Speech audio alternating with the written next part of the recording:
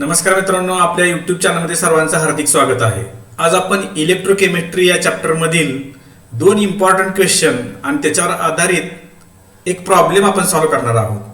त्याच्यामध्ये thermodynamics of galvanic cell, that means the relationship between गिव्स free energy and cell potential.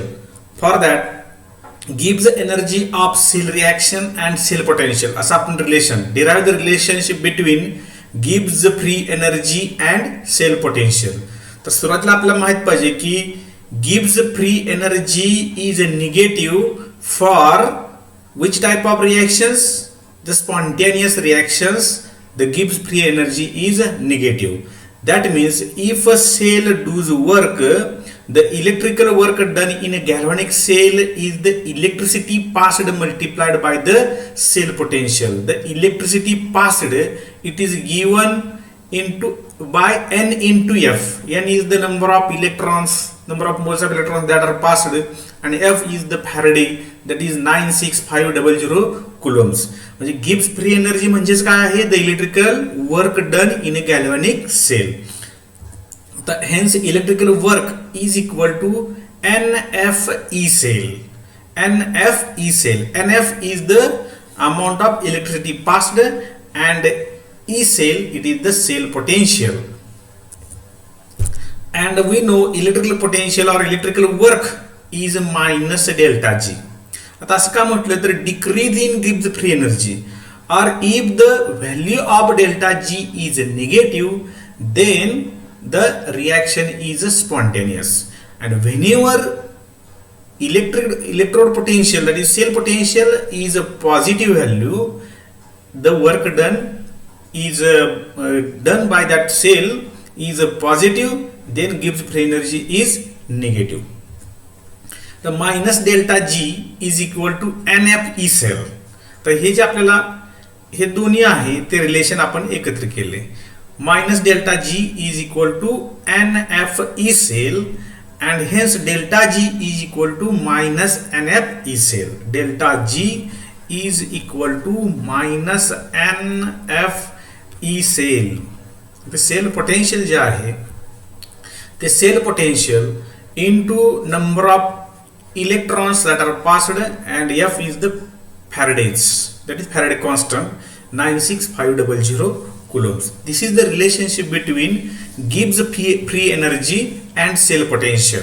E cell is the cell potential, F is the number of Faradays, and N is the number of moles of electrons, and delta G is the gives free energy. That means this is the relationship between gives free energy and E cell. तर आपला question असा असतो की right the expression for delta G and E cell which relates gives free energy and E cell. तर ते हे relation आहे. आता delta G0 is equal to minus NFE0 cell. तर मिनिंग काय याचं? स्टँडर्ड गिव्स energy change and E0 cell means standard cell potential. We have seen the relationship between E cell and E0 cell. That is the Nernst equation. तो सुद्धा question अतिशय महत्वाचा आहे. E cell आणि E0 cell त्याच्यामध्ये जे relation पाहिलं होतं आपण, E cell is equal to E0 cell minus 0.0592 upon n log to the base 10. आणि आपण जे कॉन्सन्ट्रेशन आहे ते concentration products divided by concentration of reactant species हे आपण पाहिलं होतं. तर अशा पद्धतीने हे नर्स इक्वेशन आहे which relates E cell and E0 cell. E cell आणि E0 सेलचे रिलेशन दाखवतो. तर डेल्टा G0 आणि डेल्टा G याच्यामध्ये काय फरक आहे? तर delta G0 is the value of gives free energy change under standard conditions, and E0 cell under the standard condition it is a cell potential. Hence delta G0 is equal to minus NF E0 cell, and we can write E0 cell is equal to, by rearranging this equation, E0 cell is equal to delta G0 upon NF. फक्त काय केलं? delta G0 upon NF. तर आपल्याला माहित आहे की जर एखादी रिएक्शन असेल A plus B that gives C plus D, and for that delta H or delta G0. Delta G0 is suppose it is a minus having 30 kilojoule. Then if this reaction is multiplied by 2, then we have to multiply this value of delta G0 by 2. And in this reaction, as the coefficient is multiplied by 2, delta G0 is multiplied by 2. तसंच जर आपण कुठल्याही reaction मध्ये जर delta G0 व्हॅल्यूला 2 ने multiply केलं म्हणजे number of electrons n सुद्धा 2 ने मल्टिप्लाय करणार. म्हणजे इथं आपल्या रिएक्शन मध्ये इलेक्ट्रॉन्स असतात आणि ही डेल्टा G0 ची व्हॅल्यू आहे. तर याचा अर्थ असा आहे E0 cell is equal to when a reaction is multiplied by any quantity 2, 3, 4, then the value of delta G0 is increased by 2 times divided by हे मायनस साइन आहे divided by हे n सुद्धा काय होणार आहे वाढणार आहे hence twice nf. मग आपल्या लक्षात आलं की जर एखाद्या रिएक्शनला मल्टिप्लाय केलं तर डेल्टा G0 ची व्हॅल्यू बदलते परंतु E0 सेल ची व्हॅल्यू बदलत नाही. hence we can write as E0 cell is an which type of property? It is independent of the amount of substance, hence it is an intensive property.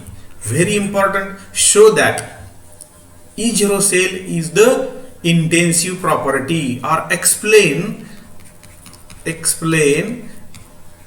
E0 cell is an intensive property. तर intensive property आहे असं prove करा. ज्यावेळेस असा question असेल तर तुम्ही इथपासून ते इथपर्यंत हे आपल्याला इक्वेशन लिहावं लागेल. ठीक आहे. किंवा E0 cell is equal to minus delta G0 upon NF. If reaction is multiplied by 2, the value of delta G0 is multiplied by 2 and also number of electrons, that is n, is multiplied by 2. Hence E0 cell remains constant. Thus E0 cell remains the same by multiplying the redox reaction by 2. It means E0 cell is independent of the amount of substance and the intensive property. तर थोडक्यात आपल्याला explanation देता आलं पाहिजे. हा जो question आहे एक वेळेला हा बोर्ड क्वेश्चन पेपर मध्ये विचारलेला आहे आणि आत्ताची जी बोर्डाने दिलेली क्वेश्चन बँक आहे त्या क्वेश्चन बँक मध्ये सुद्धा हा इम्पॉर्टंट क्वेश्चन आहे. तर 1 मार्क साठी रिलेशन आपल्याला माहित पाहिजे, प्रॉब्लेम सोडवण्यासाठी हे रिलेशन माहित पाहिजे. आणखी आपल्याला E0 cell is intensive property explain या क्वेश्चनचा आन्सर सुद्धा इथे मिळेल. त्यानंतर standard cell potential and equilibrium constant, another relation. Standard cell potential and equilibrium constant, that is the relationship between E0 cell and Kc, that is K. तर K च्या मध्ये आणि E0 सेल मध्ये जे रिलेशन आहे ते रिलेशन आपल्याला prove करायचं आहे. आता आपण पाहिलं minus delta G0 is equal to NF E0 cell. हे आता आपण गिब्स फ्री एनर्जी आणि E0 सेल मधले रिलेशन पाहिलं. And we know in the thermodynamics we have seen delta G0 is equal to minus RT ln K, minus RT ln K. तर delta G0 is equal to minus RT ln K and minus delta G0 is equal to NF E0 cell. Hence we can write minus NF E0 cell is equal to minus RT ln K. म्हणजे हा जो minus आहे ते इथे टाकले मी आणि दोन्ही बाजूला काय झालं डेल्टा G0 झालं. तर minus NF E0 cell is equal to minus RT ln K. Hence NF E0 cell is equal to RT ln K. अशा पद्धतीने हे जे रिलेशन आहे, this relation is the relationship between E0 cell and equilibrium constant. हे relation अतिशय महत्वाचं आहे. त्याच्यातला R म्हणजे काय आहे तर 8.314 जूल्स पर केल्विन पर मोल असं हे R ची व्हॅल्यू आहे. टेम्परेचर जर आपण 25 डिग्री सेल्सिअस घेतलं म्हणजे 298 केल्विन घेतलं. नंबर ऑफ इलेक्ट्रॉन्स आहे तशी यांची किंमत ठेवली. F इज इक्वल टू माहिती आहे आपल्याला F is equal to 96500 coulombs. ह्या सगळ्या जर व्हॅल्यू टाकल्या at 25 degree Celsius that is 298 kelvin. जर आपण ह्या व्हॅल्यू टाकल्या तर हे 2.303 into R into T divided by F ही जी व्हॅल्यू आहे ती येते 0.0592 upon M. Hence E0 cell is equal to 0.0592 divided by n log to the base 10 k. This is the relationship between E0 cell and equilibrium constant. Very important relation which is useful to calculate the relationship between E0 cell. If E0 cell is given, we can calculate equilibrium constant, or if equilibrium constant is given, we can calculate E0 cell. अशा पद्धतीने हे जे relation आहे ते very important. Write the relationship between E0 cell and equilibrium constant, that is cell potential and equilibrium constant for 1 mark. Direct relation जर विचारलं तर हे रिलेशन लिहायचं. Derive the relationship between the cell potential and equilibrium constant for 3 marks. जर derivation विचारलं तर हे अशा पद्धतीने आपल्याला लिहायचं आहे. तर त्यासाठी आपल्याला काय माहित पाहिजे, तर थर्मोडायनामिक्स मध्ये आपण जे रिलेशन पाहिलेलं आहे डेल्टा जीचं आणि आता सेल पोटेन्शियल आणि डेल्टा जीचं रिलेशन पाहिलं, त्या दोघांचं फक्त कॉम्बिनेशन करायचं आणि आपल्याला त्या दोघांमध्ये सेल पोटेन्शियल आणि इक्विलिब्रियम कॉन्स्टंट मध्ये रिलेशन मिळेल.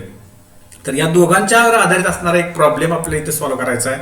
Calculate standard give energy change. म्हणजेच काय कॅल्क्युलेट करायचं आपला delta G0 standard give free energy change and equilibrium constant that is a K at 25 degrees Celsius for the cell reaction CD plus SN2 plus that gives CD2 plus SN. Given E0 cadmium is equal to minus 0.403 volt and E0 SN is equal to minus 0.136 volt. Write the cell formula of the cell. आता आपल्या sale formula लिहायचा आहे. तर sale formula लिहिण्यासाठी काय करावं लागेल आपल्याला, तर ज्याचं ऑक्सिडेशन झालेलं आहे, तर कॅडमियमचं इथं ऑक्सिडेशन झाल्यासारखं वाटतंय because CD that converted into CD2 plus.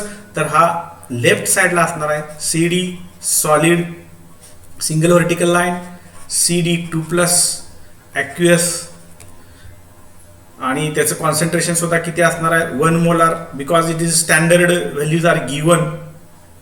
And double vertical line that indicates the salt bridge SN2 plus,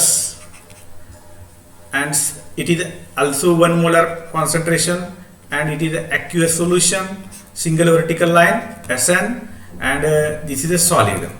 हा जो आहे तो पॉझिटिव्ह टर्मिनल आहे, हा निगेटिव्ह टर्मिनल आहे, त्यालाच आपण एनोड म्हटलं आणि याला कॅथोड म्हटलं. अशा पद्धतीनं ही जी आहे त्याच्यासाठी 1 मार्क सेल फॉर्म्युला आपण लिहिला. आता सेल फॉर्म्युला लिहिल्यानंतर पुढे काय करायचं आपल्याला, तर कॅथोड मधून E0 cell is equal to काय टाकायचं आहे, E0 cell is equal to किती येणार, तर आपला कॅथोड कोण आहे बघायचा, E0 राईट किंवा E0 कॅथोड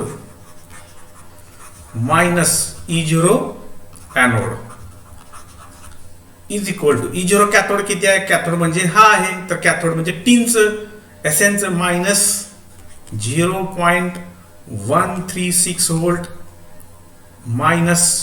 मायनस एनोडचं किती आहे 0.403. अशा पद्धतीने आपल्याला हे मायनस मायनस प्लस होईल, म्हणजे 0.403 मायनस 0.136 आणि हे आन्सर आपल्याला जे आहे ते E0 सेलचं येईल.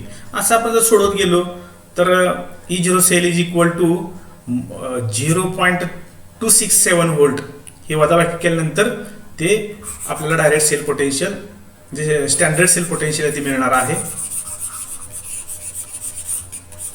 ठीक आहे. त्यानंतर पुढे आपल्याला काय करायचं आहे नेमकं, तर या रिॲक्शन मध्ये नंबर ऑफ इलेक्ट्रॉन्स किती इन्व्हॉल्व असतील ते सुद्धा आपल्याला काढावं लागणार आहे. तर CD that gives CD2 plus 2 electrons म्हणजे किती आहेत, ऑक्सिडेशन आणि रिडक्शन दोन्ही प्रोसेस मध्ये N इज इक्वल टू 2 किती येणार आहे, N इज इक्वल टू 2 येणार आहे. ठीक आहे. त्यानंतर आपल्याला डेल्टा G0 ची किंमत काढायची. N आपल्याला 2 मिळाला, F96500 E0 सेल आपण काढला असता तर त्यांचा डायरेक्ट काय करायचा आहे, गुणाकार करायचा. तर delta G0 is equal to -2 into 96500 into 0.267 volt. तर यांचा गुणाकार केल्यानंतर आपल्याला व्होल्ट पर कुलम, ही volt coulomb that is joules मध्ये आन्सर येईल, त्याला आपण किलो ज्यूल मध्ये कन्व्हर्ट करू शकतो. त्यानंतर E0 cell is equal to आताच आपण रिलेशन पाहिलं 0.0592 divided by 2 log to the base 10k. आता E0 सेल आपल्याला माहित आहे तर k काढता येईल. Log to the base 10k is equal to 0.267 into 2 divided by 0.0592 is equal to. आता हा जो गुणाकार केल्यानंतर ही जी व्हॅल्यू आली त्याचा काय बघायचा, अँटीलॉग बघायचा. अँटीलॉग बघत असताना आपण कसा बघतो, 0.02 चा 0 आणि 3 मध्ये बघतो, म्हणजे 0.02 चा 0 आणि 3 मध्ये बघतो आणि जी काय व्हॅल्यू येईल त्यातल्या पहिल्या अंकानंतर पॉईंट द्यायचा इंटू 10⁹. तर हे जे याचा जो अँटीलॉग येतो तो 1.05 into 10⁹. This is the value of K. तर 3 मार्क्ससाठी जे सोडवून दिलेले प्रॉब्लेम आहेत टेक्स्ट मध्ये त्याच्यावरती फोकस करा. इलेक्ट्रोकेमिस्ट्रीवरती जे क्वेश्चन येतात ते अशा पद्धतीचेच क्वेश्चन येतात. कॅल्क्युलेट E0 सेल हा सुद्धा महत्वाचा भाग आहे, तो या प्रॉब्लेम मध्ये आपोआप आला. तर आपण या लेक्चर मधून आपलं काय लक्षात ठेवायचं आहे, relationship between delta G and cell potential, relationship between E0 cell and K and the problems based on it.